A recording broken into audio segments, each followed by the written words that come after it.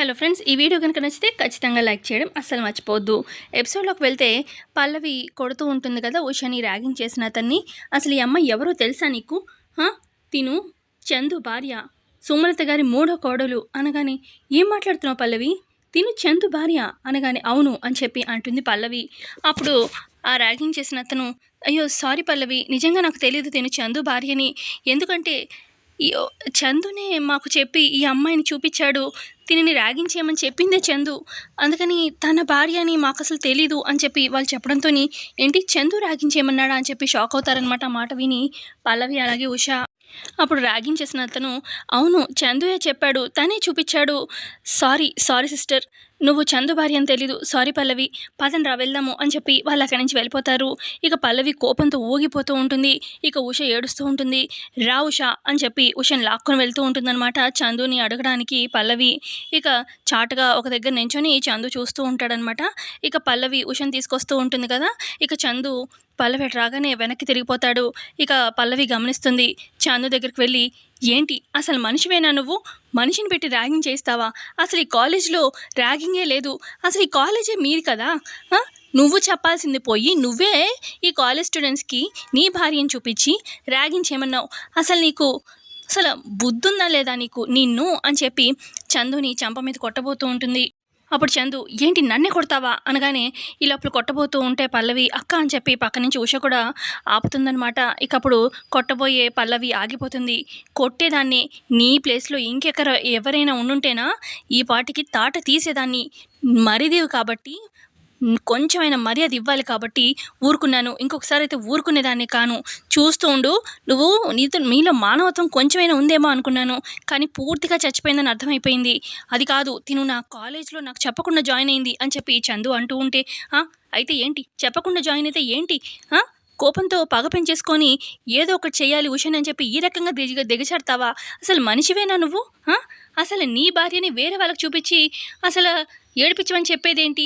ఏదైనా ఉంటే మాట అలా చూసుకోవాలి, కానీ ఈ రకంగానా? అస్సలు భర్తవై ఉండి ఛీ, నీలాంటి వాడిని నేను ఎక్కడ చూడలేదు. అసలు ఉషను చూడు ఎంత ఏడుస్తుంది. వాళ్ళు ర్యాగింగ్ చేశారని కాదు, ఇలాంటి అడ్డమైన చెత్త భర్త నాకు దొరికాడు ఏంట్రా దేవుడా అని చెప్పి ఏడుస్తుంది.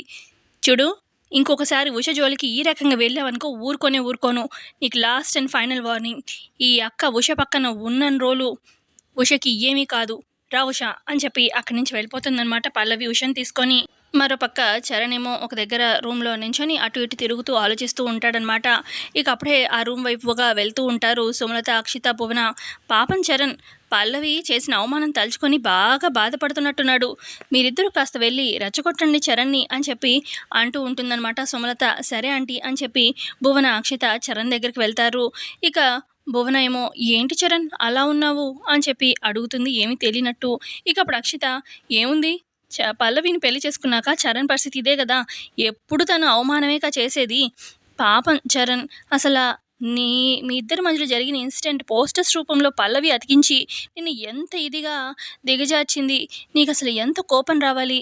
అసలు పల్లవి నేను ఎప్పుడు అవమానించడానికి ఇదంతా చేస్తూ ఉంటుంది, ఈయన ఇది నీకు కొత్త ఏంట్లే అని చెప్పి భువన అంటూ ఉంటే, ఈ లోపల అటువైపుగా వెళ్తున్న పల్లవి కిటికీలో నుంచి వింటూ ఉంటుందన్నమాట వాళ్ళ మాటలు. ఇక అప్పుడు చరణ్ అంటాడు, నేనేమి పల్లవి గురించి, అక్కడ జరిగిన సిచ్యువేషన్ గురించి నేనేమీ ఆలోచించడం లేదు, నేను అక్కడే వదిలేశాను. అసలు చెప్పాలంటే నాదే తప్పేమో అనిపిస్తుంది, అక్కడేదో కోపంలో అరిచాను, కానీ అసలు పల్లవి అక్కడ పోస్టర్స్ అంటించిందని ఎవరు చెప్పారు? తను అంటించడం మీరేమైనా చూసారా? లేదు కదా. మరి అప్పుడు తనే ఇదంతా చేసిందని ఎలా చెప్తున్నారు? ఇంకెవరైనా కావాలని ఇదంతా ప్లాన్ చేసి చేయొచ్చు కదా, ఛాన్స్ ఉంది కదా. అయినా పల్లవి ఎందుకు చేస్తుంది? ఇప్పుడు తనకు చేస్తే ఏమొస్తుంది? నన్ను అవమానిస్తే తనకి ఏమొస్తుంది? ఇప్పుడు నిజంగా తనే చేసుంటే నేను తన మీద కోపం పెంచుకుంటాను, కానీ ప్రేమను పెంచుకోను కదా, తనకి ఇంకా దూరం అవుతాను కదా. నేను తన భర్తని, తనకి దగ్గర అవ్వాలి అని చెప్పి తను డెఫినెట్గా ఆలోచిస్తుంది కదా. ఈ రకంగా చేస్తే తనకి ఏంటి ఉపయోగం? ఇలా చరణ్ మాట్లాడేసరికి ఒక్కసారిగా అటు సుమలత, భువన, అక్షిత షాక్ అవుతారు. ఇక అటు పల్లవి, నాకు తెలుసండి మీకున్నది ముక్కు మీద కోపం, అప్పటికప్పుడు చాలా కోపంగా ఆలోచిస్తారు, ఏం చేస్తున్నారనేది కూడా మీకు ఆలోచన ఉండదు. కానీ నా మీద మీరు కోపం పెట్టుకోలేదు, ఆలోచించారు. నాకది సంతోషం. పోన్లే ప్రశాంతంగా ఉంటాను అని చెప్పి అక్కడి నుంచి పల్లవి వెళ్ళిపోతుంది. ఇక ఇటు చరణ్ అంటాడు, చూడు అక్షిత, నేను మర్చిపోయాను, మీరు మర్చిపోండి ఆ సిచ్యువేషన్. పల్లవి అయితే చేసుండదు, నేను నమ్ముతున్నాను. ఎందుకంటే నన్ను దూరం చేసుకోవాలని పల్లవి అయితే అనుకోదు కదా. పాజిటివ్‌గా ఆలోచిద్దాము అని చెప్పి అలా చరణ్ అక్కడి నుంచి వెళ్ళిపోతాడు. ఇక ఆ తర్వాత కాలేజ్‌లో ఒక అమ్మాయి, భవాని అనే అమ్మాయి కూర్చొని ఏడుస్తూ ఉంటుంది. వాళ్ళ ఫ్రెండ్స్ ఏమో ఓదారుస్తూ ఉంటారు. అప్పుడే అటువైపుగా వెళ్తున్న పల్లవి, ఏ భవాని ఎందుకు ఏడుస్తున్నావు అని చెప్పి ఆపి మాట్లాడుతూ ఉంటుంది.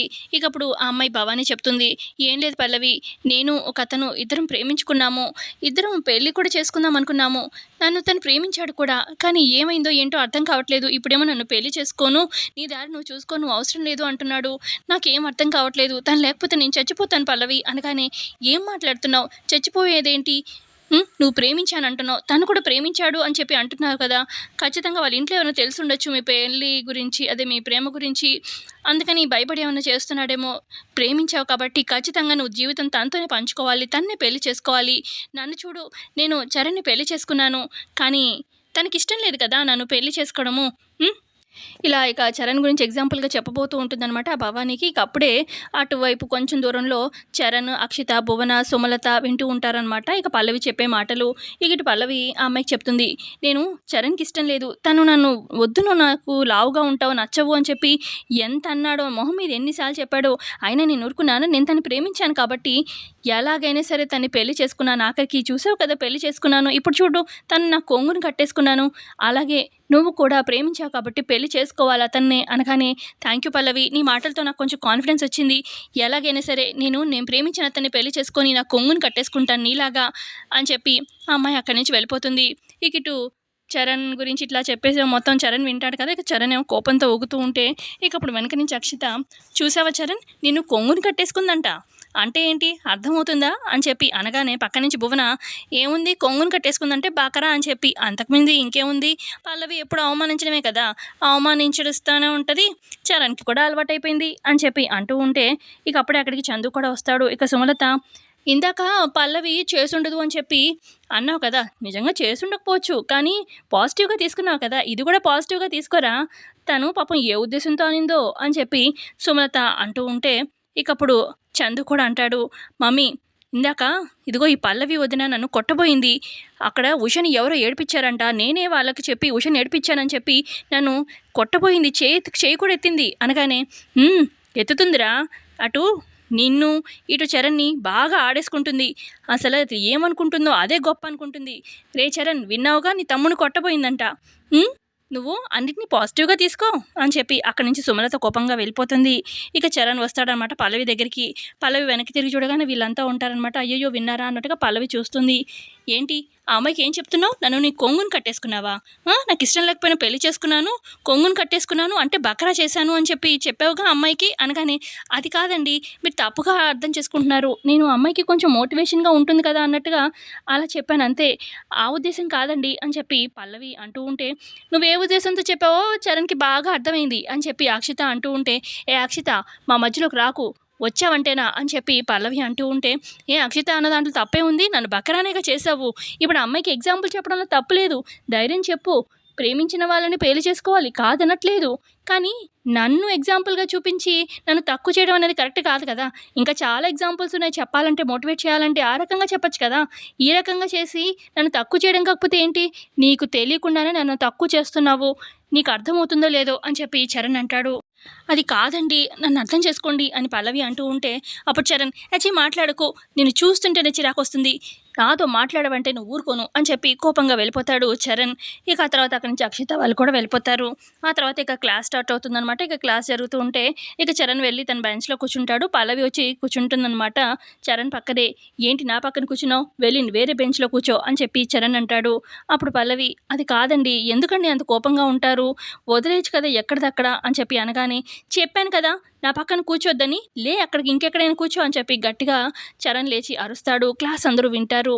ఇక అక్కడ పక్క బెంచ్‌లో ఉన్న అక్షిత, భువన నవ్వుకుంటూ ఉంటే, ఇటు చంటి ఏమో "ఏంటన్నయ్య ఎందుకంత కోపంగా ఉన్నావు? వదిన మీద ఎందుకలా అరుస్తున్నావు?" అనగానే, "రేయ్! ఇది మా పర్సనల్ ఇష్యూ. నువ్వు మాట్లాడకు" అని చెప్పి చరణ్ అంటాడు.